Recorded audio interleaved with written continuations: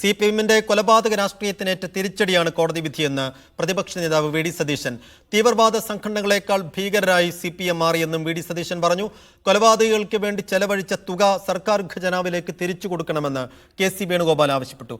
മുഖ്യമന്ത്രി പിണറായി വിജയനുള്ള തിരിച്ചടിയാണ് വിധിയെന്ന് ഷാഫി പറമ്പിൽ MP-യും വധശിക്ഷയ്ക്ക് വേണ്ടിയുള്ള പോരാട്ടം തുടരുമെന്ന് രാഹുൽ മാങ്കൂട്ടത്തിൽ MLA-യും പ്രതികരിച്ചു.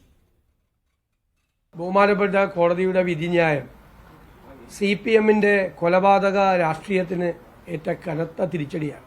പാർട്ടി തന്നെ കൊലപാതകങ്ങൾ നടത്തുകയും പ്രതികളെ സംരക്ഷിക്കുകയും കേസുകൾ നടത്തുകയും ചെയ്യുന്ന തീവ്രവാദ സ്വഭാവമുള്ള സംഘടനയായി കേരളത്തിലെ CPM മാറിയിരിക്കുകയാണ്. പാർട്ടിക്ക് യാതൊരു ബന്ധമില്ലാത്ത കൊലക്കേസിൽ പാർട്ടിയുടെ മുൻ MLA ശിക്ഷിക്കപ്പെട്ടിരിക്കുകയാണ്.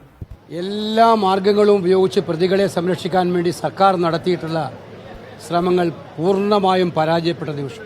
കൃപേഷിൻ്റെയും ശരത്ലാലിൻ്റെയും കുടുംബത്തിന് മാത്രമല്ല, മാർക്സിസ്റ്റുകാർ അരിഞ്ഞു വീഴ്ത്തിയിട്ടുള്ള രക്തസാക്ഷി കുടുംബങ്ങളിലെ അമ്മമാരും സഹോദരിമാർക്കും നീതി കിട്ടുന്ന ദിവസം കൂടിയാണ് ഇന്ന്.